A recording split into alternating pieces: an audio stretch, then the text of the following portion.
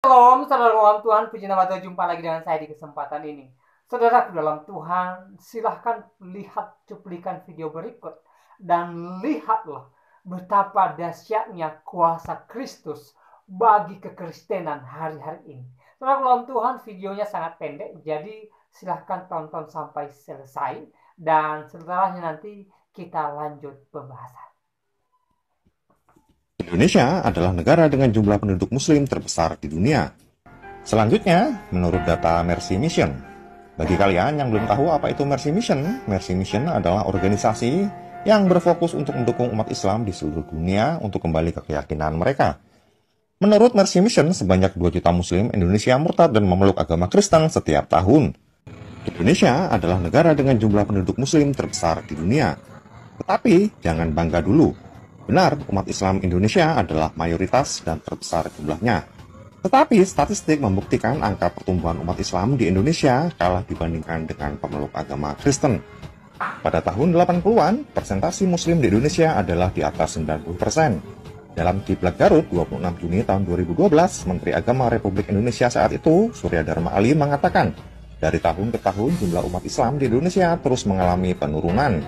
Semula jumlah umat Islam di Indonesia mencapai 95% dari seluruh jumlah rakyat Indonesia. Namun pada tahun 2000, populasi umat muslim di Indonesia turun ke angka 88,2%.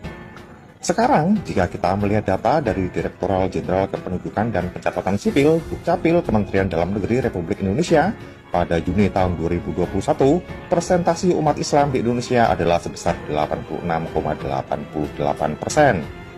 Jika kita menggunakan perhitungan sederhana, berapakah persentase penurunan penganut agama Islam dari rentang tahun 80-an hingga tahun 2021? Yakni sebesar 8,12%.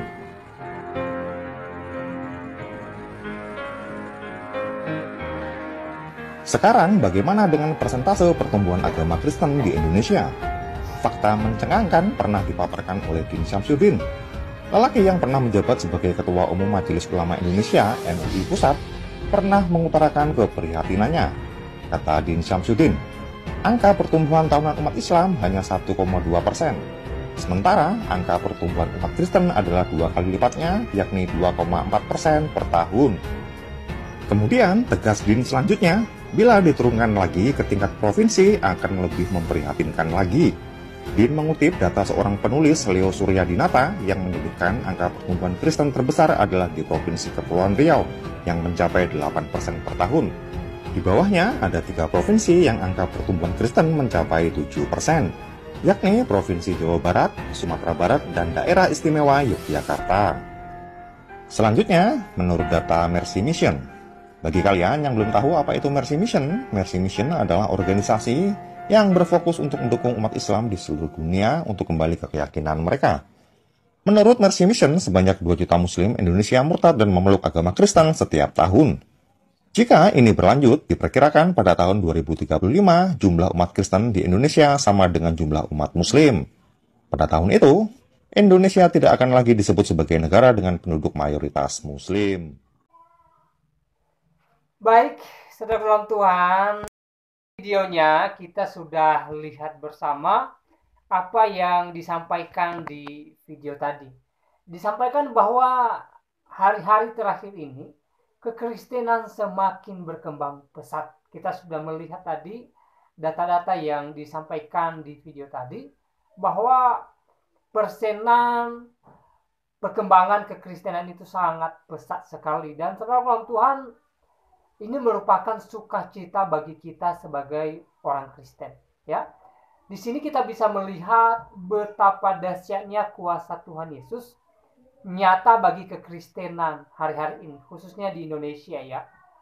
Kita tahu bahwa Kristen di Indonesia ini agama minoritas, tapi oleh kuasa Tuhan, ya, hari demi hari Kristen semakin berkembang. Saudaraku dalam Tuhan, saya katakan ini semua atas anugerah Tuhan bagi kekristenan itu sendiri. Ya, tanpa campur tangan Tuhan, tanpa pertolongan Tuhan, hal ini mustahil terjadi.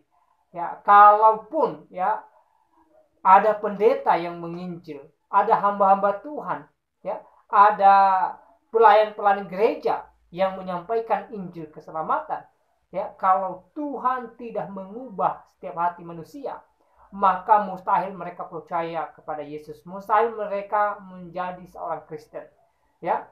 Tetapi melalui pemberitaan para pendeta, para hamba-hamba Tuhan, para penginjil, bahkan seluruh pelayan Tuhan Indonesia ini, Tuhan pakai mereka, Tuhan berkati, dan melalui pelayanan mereka, ya, Tuhan menjamah hati banyak orang sehingga mereka mengenal Yesus sebagai Tuhan dan akhirnya memilih Yesus sebagai Tuhan dalam kehidupan mereka. Saudara dalam Tuhan, sekali lagi semua ini atas otoritas Tuhan, atas kuasa Tuhan, ya.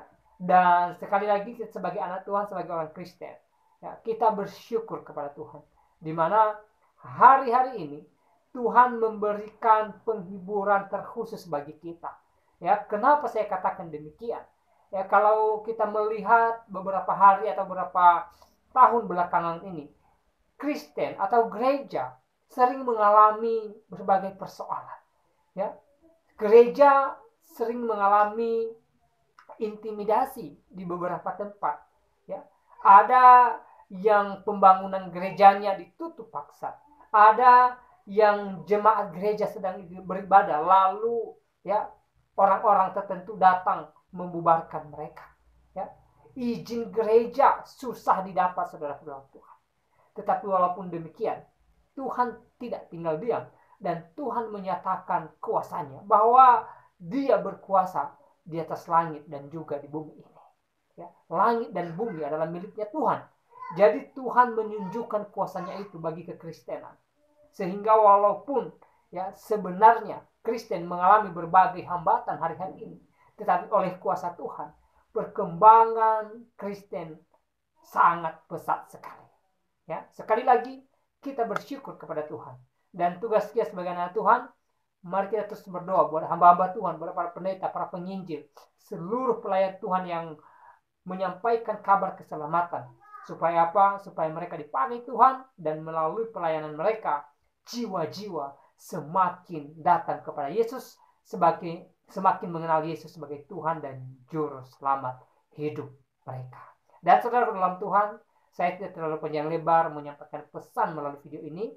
Kiranya video singkat ini memberkati kita, menguatkan iman kita, membuat kita semakin teguh di dalam Tuhan Yesus. Tuhan Yesus memberkati kita semua.